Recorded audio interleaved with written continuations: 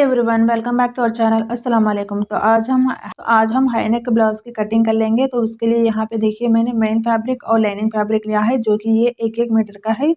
तो main fabric को open करके देखेंगे तो इस तरह से दिखेगा। और ये हमने लाइनिंग फैब्रिक कॉटन लिया है और इसको मैंने वाटर में सिंक करके अच्छे से रख लिया है।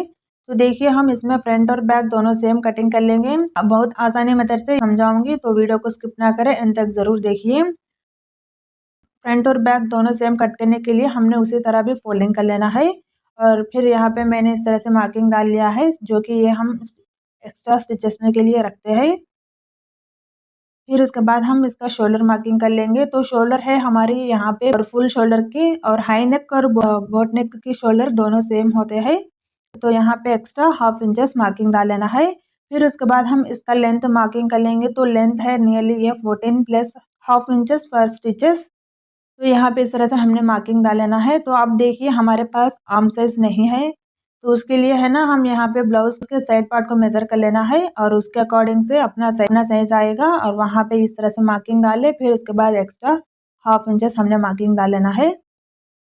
और यहाँ पे देखिए इस तरह से स्केल को रख के ड्रा कर लेंगे। तो यहाँ पे ये इसका निशान देखिए इस तरह से इक्वल आएगा, तो वहाँ पे हम स्केल रख के ड्रा कर लेंगे तो ये शोल्डर और आर्म साइज का मिल जाएगा। तो फिर इसका 2 इंचेस यहाँ पे स्टिचेस में के लिए रख लिया है। आप चाहे तो इसको कम भी रख सकते हैं। और ये मैंने स्केल से मदद से इस तरह से आर्म साइज दिया है। तो फिर उसके बाद देखिए हम यहाँ पे इसका शोल्डर मार्किंग कर लेंगे। तो शोल्डर यहाँ पे मैं 2 इंचेस मार्किंग कर लेती हूँ, रिमेनिंग ये नेक विड्थ होगा। तो देखिए इस तरह से ये हमारी कटिंग कंप्लीट होती है। कट करने के बाद ये हमारे 2 पीसेस आते हैं। उसके बाद हम इसका स्लीव्स की कटिंग कर लेंगे। और स्लीव्स को यहाँ पे देखिए आप अपने साइज के, आपको जितना लेंथ चाहिए उतना आप रख लें। तो मैं यहाँ पे एल्बो साइज रख लेती हूँ। और यहाँ पे देखिए आर्म साइज तो हमारा नहीं है, लेकिन गोल्ड ब्लाउज होती है उसको मेजर करके थोड़ा ज़्यादा रख ले। और जब इसकी रिकटिंग करते हैं तो वो सही कर सकते हैं। अगर कम रख लेंगे तो प्रॉब्लम होती, तो फिर आपको यहाँ पे जॉइंट्स एक्स्ट्रा से डालना पड़ती है। तो इस तरह से मैंने ड्रा कर लिया है। अब इसको हम कट कर लेंगे। तो ये देखिए हमारी कटिंग कंप्लीट हो चुकी है। बहुत ही इजी मेथड का कटिंग है ये। तो देखिए हम सेम में से ही मेन फैब्रिक के ऊपर रख के कट कर लेना है। तो यहाँ पे मैंने कट कर लिया। तो यहाँ पे देखिए हम ये हमारे 2 लेयर्स है, फ्रंट और बैक दोनों सेम है। तो बैक में हम ओपन रख लेंगे। तो अब हम नेक पैटर्न कटिंग कर लेंगे। तो उसके लिए देखिए यहाँ पे मैंने छोटा सा बुकरम लिया है और उसके ऊपर हम इस तरह से 1/2 इंचेस स्टिचेस में के लिए मार्किंग कर लेंगे। फिर उसके बाद देखिए ये हमने नियरली 2 इंचेस तक मार्क कर लेंगे। फिर उसके बाद ऊपर भी इस तरह से हम स्टिचेस में के लिए मार्किंग डाल लेना है। तो इस तरह से हमने बॉक्स शेप डाल के यहाँ पे देखिए मैं इसको इतना साइज रख के ड्रा कर रही हूँ। और इसको हम देखिए हल्के से इस तरह से सर्कुलर शेप देंगे। तो फिर हम इसको कट कर लेंगे। तो अब हम इसको टोटली यहाँ पे इस तरह से कट कर लेंगे। और ये देखिए इसको मैं ऐसे ही रख लेती हूँ। और फिर उसके बाद हम इसको थोड़ी साइड में बाजू रखेंगे और इसका हम फ्रंट पार्ट का कटिंग कर लेंगे। तो फ्रंट पार्ट के लिए भी यहाँ पे हम 1/2 इंच स्टिचेस में के लिए मार्किंग डाल लेना है। और लेंथ ये देखिए हम फ्रंट पार्ट पे 6 इंचेस रख लेंगे।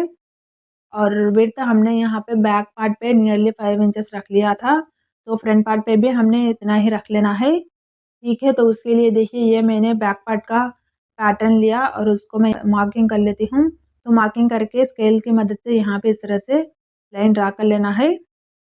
और यहाँ पे नीचे आते वक्त हम इसका विड्थ बढ़ाएंगे। तो फिर उसके बाद देखिए हम इसको इस तरह से शेप देंगे।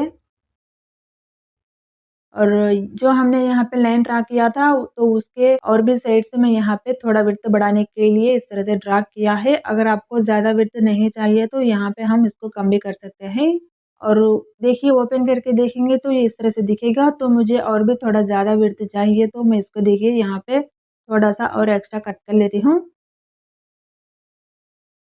ओके, और इसको ओपन करके देखेंगे तो ये देखिए इस तरह से दिखेगा। और इसको साइड्स में हम इस तरह से कट कर लेंगे, क्योंकि यहाँ पे इसका ज़्यादा है। और हम इसको अच्छे से कट कर लेंगे तो अंदर भी इसकी फिनिशिंग अच्छा होती है। तो ये देखिए गाइस इस तरह से हो चुका। तो अब देखिए हमारे फ्रंट और बैक कंप्लीट हो चुके हैं। तो अब हम इसका स्लीव्स का डिज़ाइन करेंगे। तो स्लीव्स पे हमने स्कैलप डिज़ाइन बनाना है। लेकिन मेरे पास यहाँ पे स्केल नहीं है, तो बिना स्केल के हम स्कैलप डिज़ाइन किस तरह से बनाते हैं वो मैंने अलग से वीडियो बनाई है और उसका लिंक मैंने डिस्क्रिप्शन बॉक्स में प्रोवाइड किया है, आप चाहे तो उसको चेक कर सकते हैं। तो यहाँ पे मैंने डिज़ाइन इस तरह से कट किया और तीनों को मिला के लाइनिंग फैब्रिक के ऊपर रख के आयरन कर लिया है। मैंने यहाँ पे हाफ इंचेस इस तरह से कट किया था, तो उसको हम यहाँ पे फोल्डिंग कर लेंगे और ऊपर भी हम यहाँ पे इस तरह से स्टिचेस डाल लेना है। तो अब देखिए हम एक स्लीव्स का फैब्रिक निकाल लेंगे और मेन फैब्रिक रखेंगे, दोनों को इस तरह से जॉइन कर लेना है। तो हमने देखिए जॉइन कर लिया है और बाकी साइड्स में ऐसे ही छोड़ देना है। तो अब देखिए स्लीव्स का इस जो हमने यहाँ पे इसका कट किया उसमें हम मिडिल पोर्शन लेंगे और उसमें बीच में इस तरह से निशान डाल लेना है। फिर उसके बाद यहाँ पे भी हमने इसका डिज़ाइन बनाया था, तो उसमें भी हमने मिडिल पोर्शन लेके निशान डाल लेना है। फिर उसके बाद हम इसके ऊपर स्टिचेस सेम ऐसे ही हमने स्टिचिंग कर लेना है। तो स्टिचिंग देखिए यहाँ पे मैंने कर लिया है। अब इसको हम कट कर लेंगे। तो कट करने के लिए हम इसको उल्टा रख के कट कर लेना है। तो इस तरह से हमने इसको अंदर से प्रेस करते हुए तभी इस डिज़ाइन को इस तरह से कर लेना है। तो यहाँ पे आप देख सकते हैं मैंने इसको इस तरह से टर्निंग कर लिया। तो अब देखिए हम क्या करेंगे, इसको ऊपर इस तरह से स्टिचेस डाल लेंगे और जो हमने बैक में इस तरह से लाइनिंग जॉइंट नहीं किया है, तो लाइनिंग और ये हमारी बकरम का लाइनिंग फैब्रिक था, तो इस दोनों को मिला के हमने जॉइंट कर लेना है। फिर उसके बाद हम ओवरऑल स्टिचेस डाल लेना है।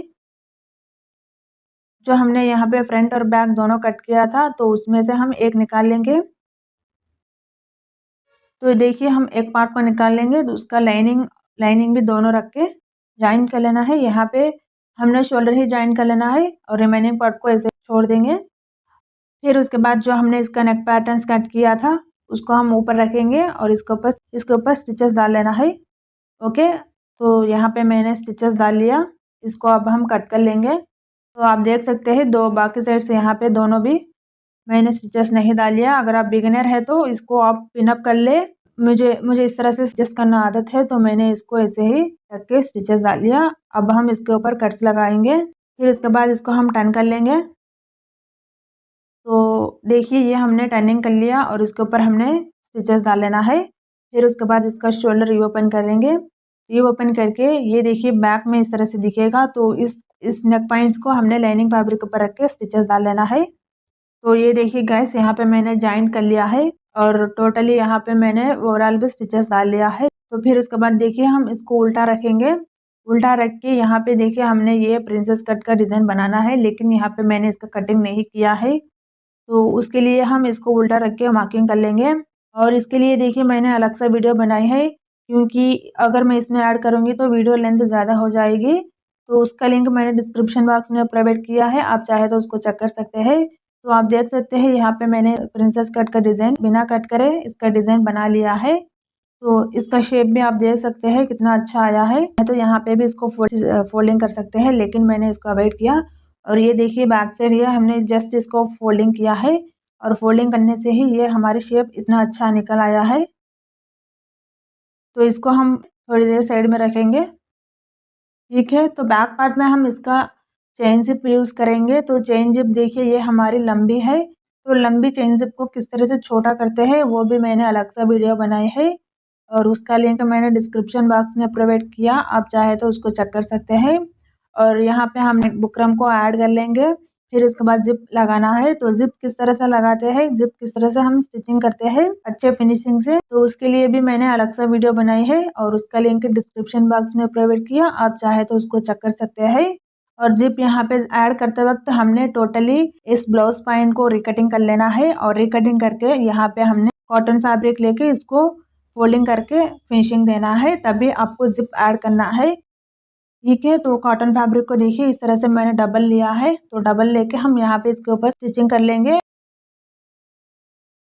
तो ये देखिए गाइस यहाँ पे मैंने कंप्लीट कर लिया है और ये हमारे जिप है।